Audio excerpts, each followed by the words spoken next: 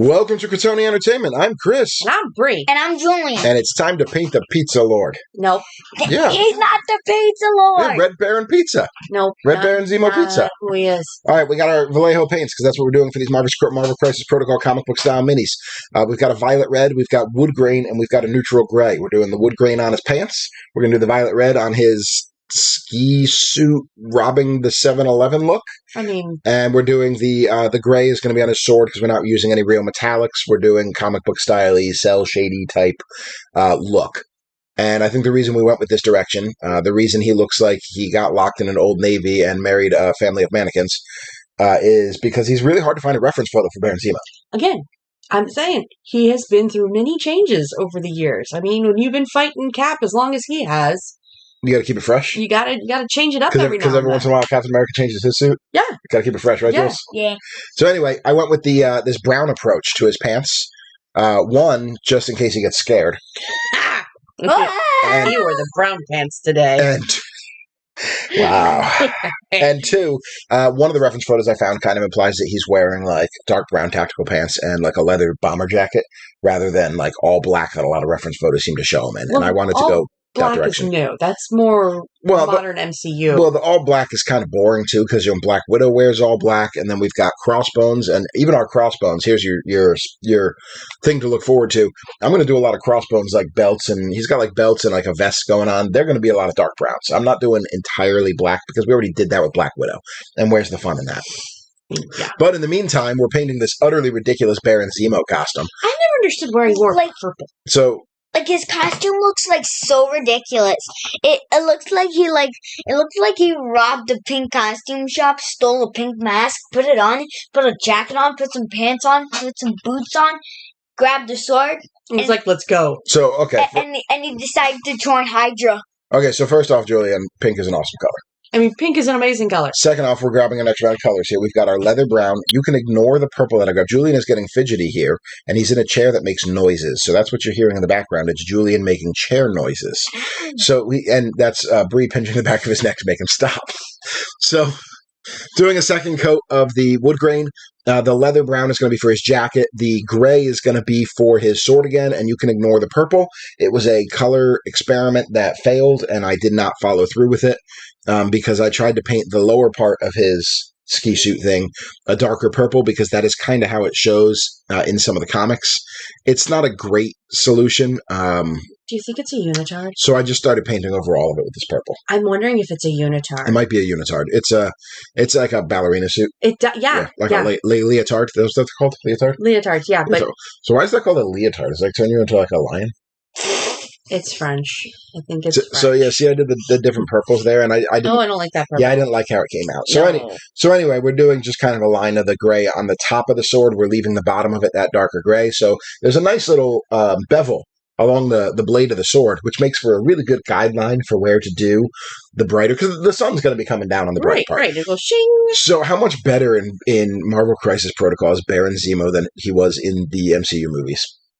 Oh, I mean... Like, he was literally just in Civil War so that they could have somebody to make Tony Stark look less like the bad guy of the film that he was. Yeah. Yeah. Wait, Baron Zemo was in Civil War? Exactly. That's how unmemorable he was. He was the random dude who was looking for the super soldiers, remember? He was the guy that actually blew up T'Challa's... Sorry, spoilers. He was the guy that actually blew up T'Challa's father. And then he framed Bucky, you remember? And then Iron Man's actually the bad man of that film. Yeah, because Iron Man's the bad guy. Yep. In this rewatch of the MCU films with Julian, I find myself disliking Robert Downey. You dislike Robert Downey? I do. I do actually dislike Robert Downey this run through, and here's why. I really enjoyed Iron Man when it first came out. The other two Iron Man movies had a lot of issues. All the MCU movies have a number of issues, some of which including that they basically showed the same movie over and over again. But Robert Downey was always like a high point. It was always, Iron Man was awesome in this, right? So we got this bronze flesh tone, and we've got our black from Vallejo as well. The bronze flesh tone is going to be used for, he's got like like almost a golden metallic bracer, and he's got like a gold buckle on his belt. The black is used for the belt here. This man is colorblind, straight up. It is. It's bad. You can see what we're doing here. We're not doing any fancy techniques. This is just straight color blocking, which is why there's more commentary in this episode than actual tech, because there's not a lot of tech to Baron Zemo. Not at least on top of what we've been doing with these miniatures. Right.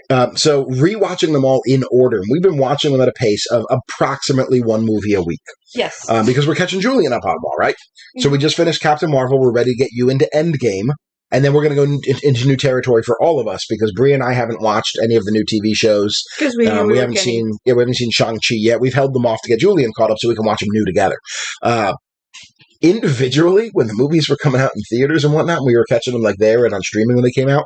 Robert Downey was still a highlight of the MCU. Watching them in order, man, when you see him back to back in rapid pace, he just starts phoning it in. Yeah. He just starts phoning it.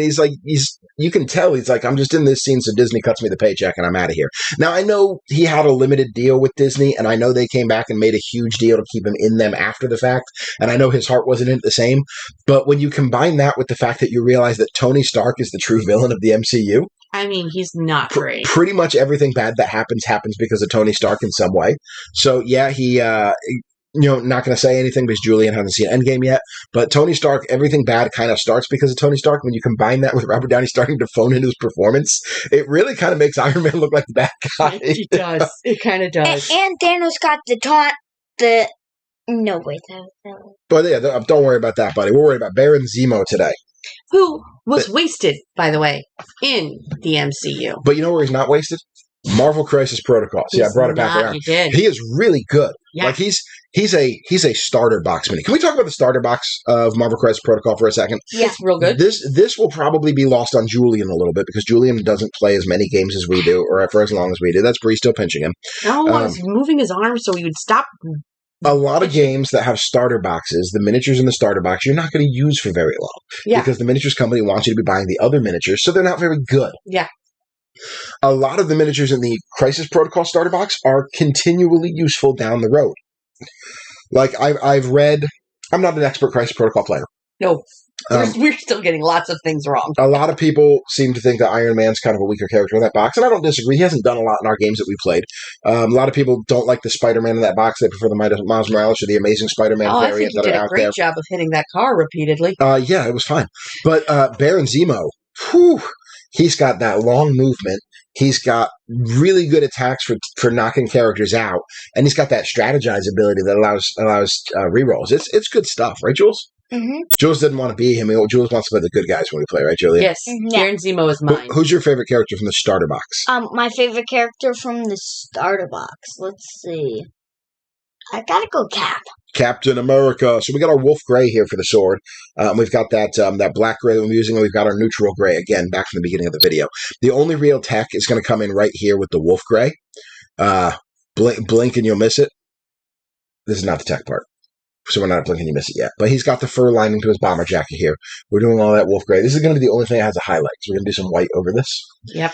Like, I know Baron Zemo's supposed to be kind of, again, one of the throwbacks to the 1940s and stuff like that. But, like, I don't get his outfit at all. No, it looks ridiculous. If anybody's got, like, thoughts on his outfit or, like, they know where it came from, drop it in the comments because, I told you where it came from. It came from Old Navy. It's Abercrombie and Fitch's evil line. But I just, maybe somebody has an explanation, like they've done some further reading, right, they like it. All right, everybody shut up. Here comes the tech. Oh, no, wait, it's not the tech yet. We got some borders here. Wow! Everybody stop shutting up. I had, like, things. I have some focus issues on this video. You do? I do. I think it's because he's got that sword that points so far, so every time I turned him, it had a piece like that was coming closer to the camera lens, and it was throwing it off. Also, I'm bad at YouTubing. I mean, there's that. So there's that. I've actually been thinking about making videos with effort. How'd that work for you? I've thought about it. I mean, that's a step. I don't know if I have the willingness to do it. Like actually planning what I'm going to say and planning what I'm going to do, and no, we can't plan what we're going to say. That would take away our organic. Okay, here's the tech. Ready? Oh.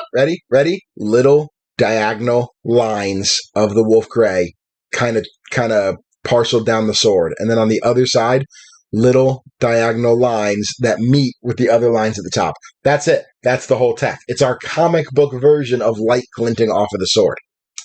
That's cool. I mean, it's not great non-metallic metal. It works for the comic book style, and that's all. But non-metallic metal is a. It's not as hard as most people think. No, but it's still. I have tinkered with it in the past. I got some decent results. For me, it felt like more effort than it was worth. So we got our sun yellow now. This is going to be the next stage of our gold. And again, we're stealing some things. If you were watching previous videos on like the Solar Purple Ranger, we're kind of doing a highlight rather than a true highlight on the thing. We're doing those kind of slash highlights to indicate kind of sunlight glinting off of his gold belt buckle and his gold bracers and whatnot. And his gold head. Yeah. So for me, non-metallic metal is gorgeous. There are some people that do like the true sky non-metallic metal that is stunning, and they use non-metallics to make a miniature look like it's got like reflective armor, and it's gorgeous. It's not for me, and here's why. One, I can't do the true sky stuff. I can do basic non-metallics. I'm sure if I practiced it for hours and hours and hours, I could get to a good point, but I don't want to do that. And same thing with the leather here. We're kind of doing like the sunlight streaks of leather, kind of like we did on Black Widow. Right. Kind of focus on where the light was hitting it rather than actually highlighting the boot. Yeah. Because again, you're on a miniature, your instinct is to highlight a raised area. On a comic book, that's not the way they do it. Right.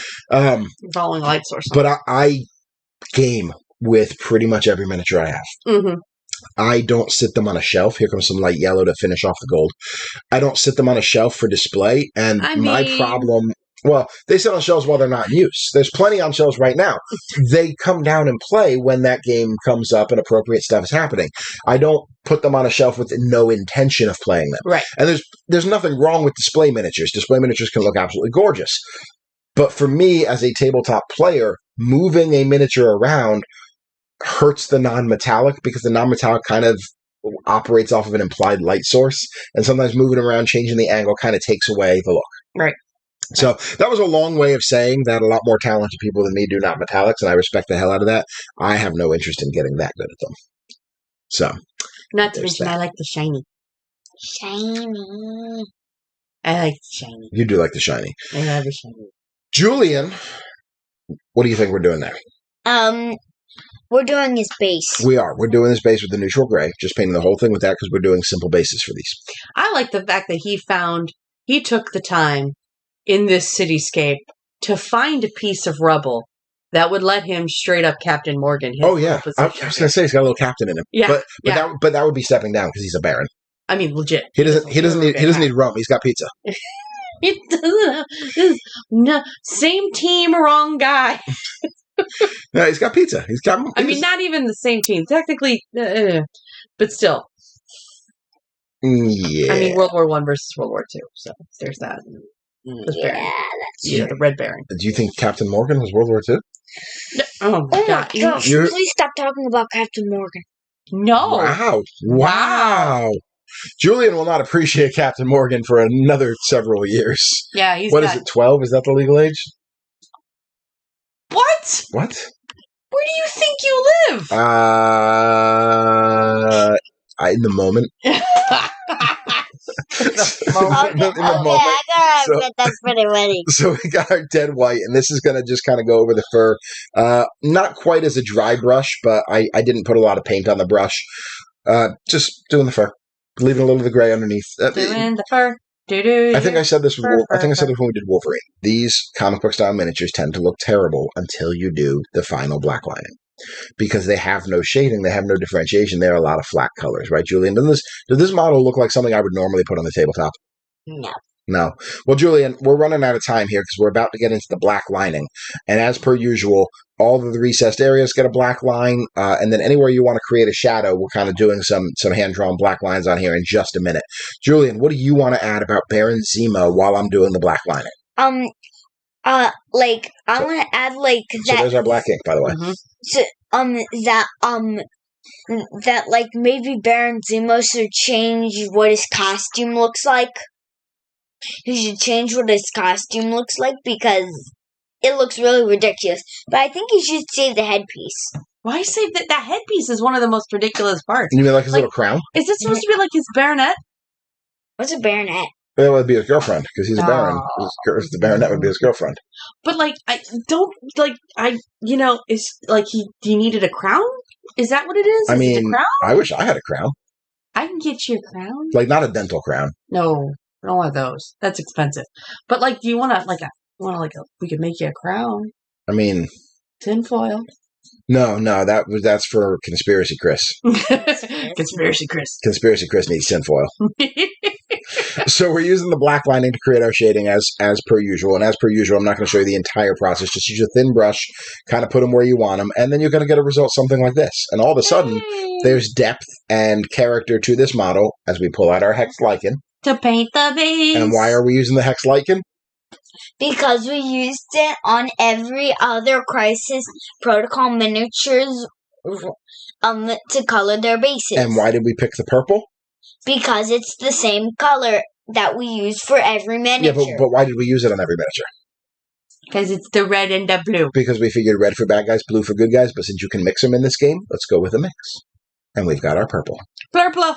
Purple. Purple. And then going back one more time after the purple has sufficiently dried because there's like a lip on all these bases where there's the texture. I just wanted to do that lip on all of these with the black ink. So I just kind of do the black ink around it. And that's about it. Baron Zemo's a pretty simple miniature. Gets us through some more Marvel Crisis Paintocol. Next week we're going to be doing either a terrain piece or an accessory. I haven't decided which yet. And then we'll get back into our... heroes. Isn't a hero next? Yes. It'll be a hero after the accessory. Yeah, accessory then here. So Baron Zemo's all good to go. We're about wrapped up on this one. Do you have anything else you want to add in, guys? He's a ridiculous villain. He is ridiculous. Mommy, what should everybody do? Like and subscribe, hit that bell button for notifications, and we'll talk to you next time. That's about right. Bye! Bye! Play more games. Wait, I think I stole that from Will Wheaton. Play more games! Don't come after me, Will Wheaton. I mean, if you want to roll, though, we'll play games. Bye.